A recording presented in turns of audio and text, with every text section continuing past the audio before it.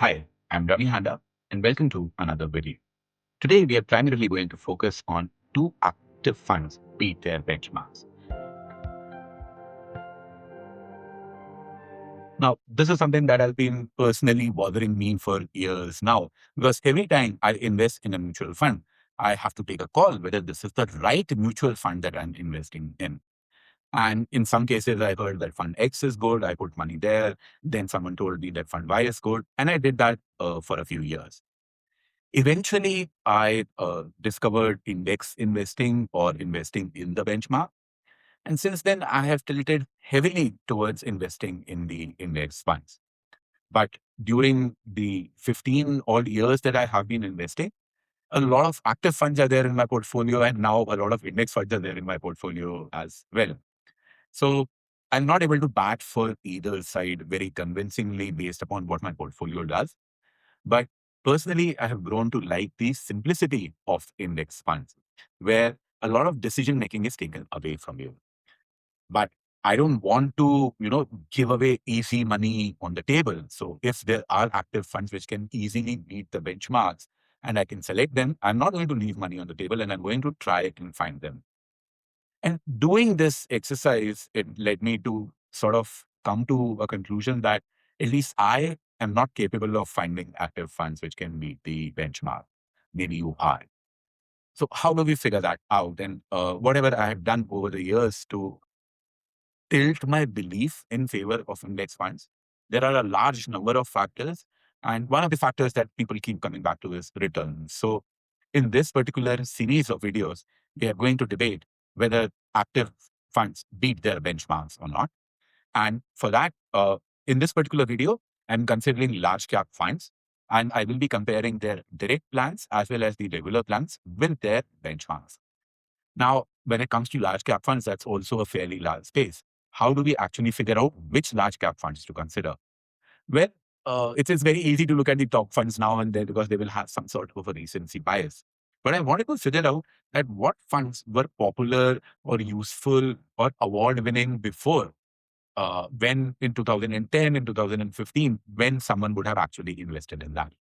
So what I did was I looked at the Morningstar awardees. So Morningstar is a very reputable firm in the mutual fund or rather the financial market space. They give out awards to funds in 2009, and they give out these awards every year. They have a large cap fund category.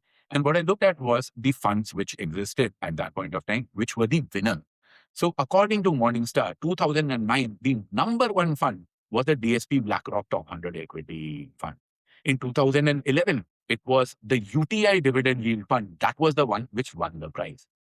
So in the entire space of all the mutual funds which existed at that point of time, Morningstar put their stamp of approval on it, put their money. I don't think they would have put their money on it, but they put their stamp of approval on it and they gave this award to them. So these are really, really good top class funds. I don't think that they can doubt that. I didn't want to compare random funds and then say, oh, this happens. And I believe Spiva does that where it covers the entire space. Which is a great report, but I don't think I have the capability of comparing the entire space. So for me, the sample set had to be smaller. And this is the sample set that I'm going with. So please remember, these were the number one funds at one point of time. And if you notice carefully, UTI Opportunities was the award-winning fund in 2010 as well as in 2012. So it's not that it was just a great fund at one point of time. Over a period of time, here is what happened. Few things that have changed since then. They don't have these names anymore. Virtually none of them, except the UTI Dividend Yield Fund, all of them have changed their names. Some of them have also changed their status a little bit. So, a lot of funds have changed their names. The DSP BlackRock Fund is now known as DSP Large Cap Fund. UTI Opportunities is UTI Value Fund. Dividend Yield Fund continues with its name, and the UTI Equity Fund is now known as the UTI Flexi Cap Fund.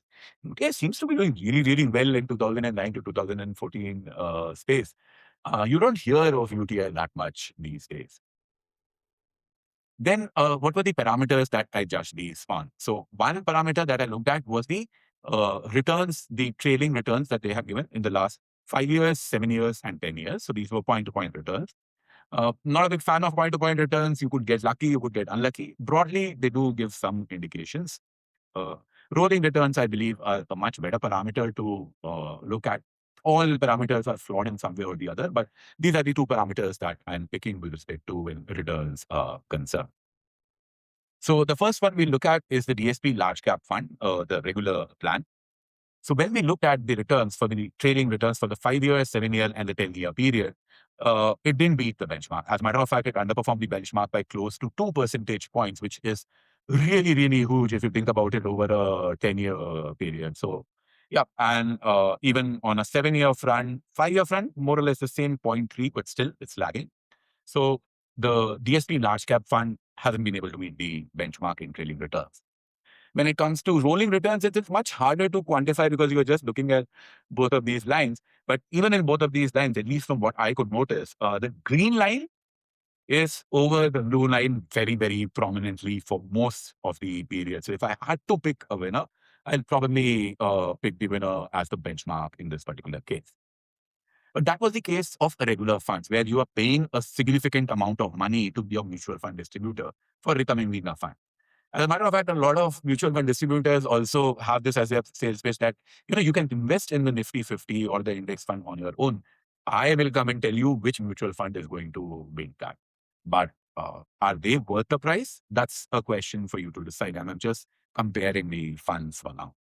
So looking at the direct plan option, here, what we notice is, again, the winner is benchmark, but by a slightly lesser margin. So the gap, which was around 2% before, is now reduced to around a little over 1 percentage point. It is still huge over a 10-year period. So very clearly, the DSP large cap fund hasn't been able to beat the benchmark, at least from the point from when it won the award. So I'm looking at rolling returns.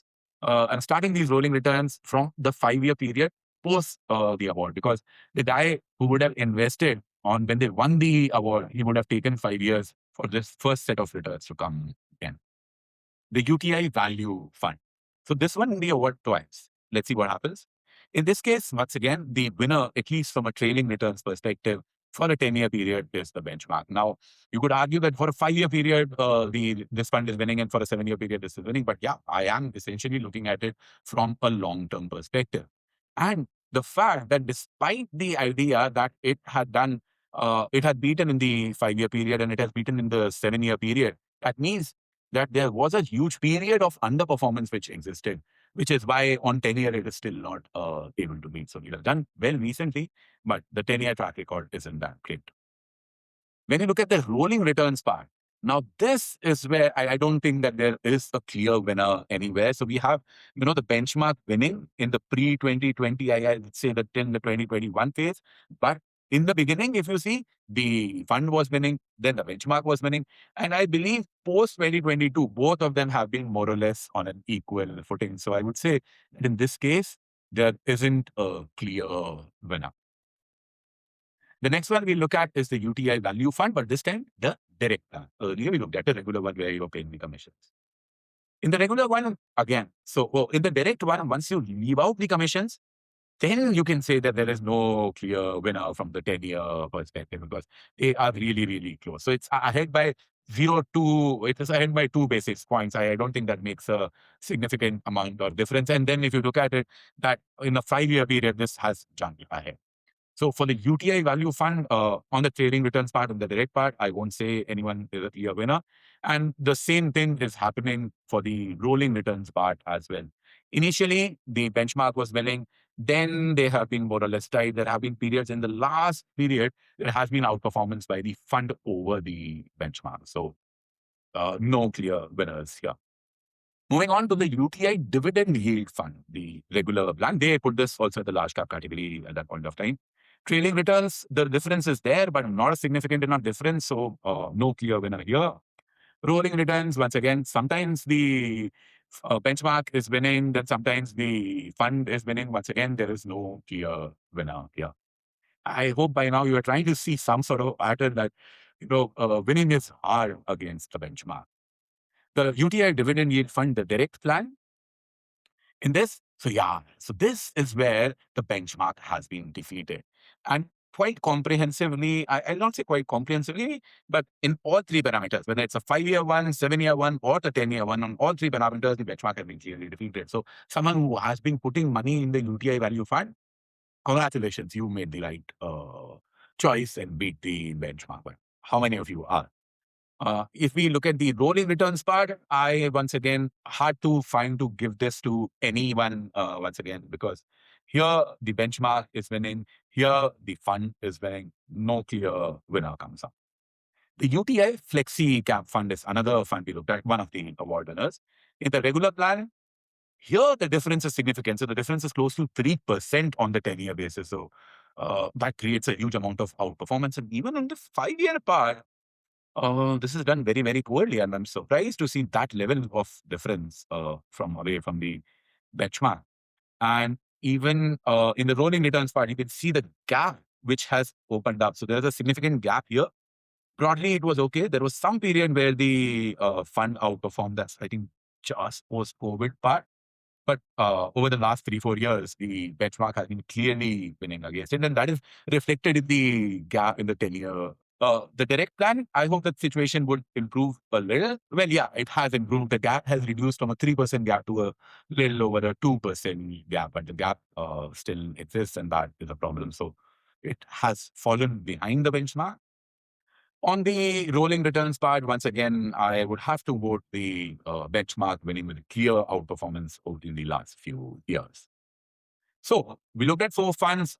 Even I have forgotten how many times who won the regular plan or the direct plan, but let's have a look at the summary so that perhaps you can make a more educated judgment about the entire issue.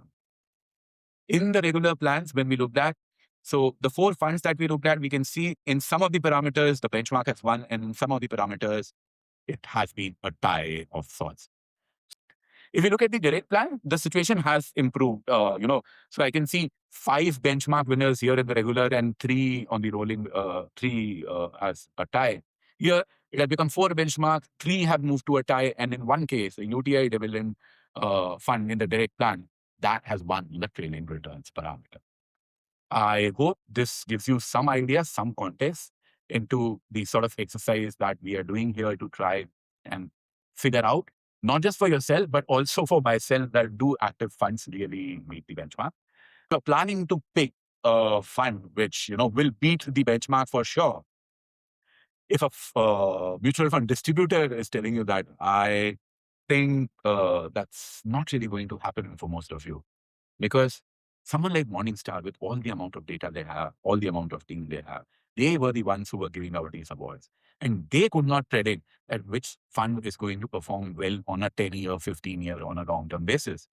How do you expect your mutual fund distributor to predict that? And at least the mutual fund distributor has some knowledge. He works in the space. He deals with customers over and over again. How do you expect yourself to pick a fund that is going to beat the benchmark? So this idea of, I will be able to do better because I'm very, very smart, or someone else will be able to do much better because they have been working in this space and they have been have a lot of experience, that falls flat here. Because please try and understand, if Morningstar giving award to one fund in the entire year with all their data, they cannot predict the winner. How do you expect your mutual fund distributor or yourself to? I will be making more videos on this idea. So we looked at large cap fund winners now. In the next video, which should be out in a few days, we will be looking at the mid cap and the small cap funds. Because I can already imagine some of you coming and typing out in the comment, no, you are talking about large cap fund. Large cap fund don't beat the index. We know, we are aware. I read this PR report. Talk about mid cap funds. Well, I will talk about the mid cap funds and the small cap funds in the next video. And let's see what those results come out to be. On that note, I hope you liked the video, you enjoyed the video. Please remember to like, subscribe, and check out our WhatsApp community as well. The link is there in the description section. Thank you.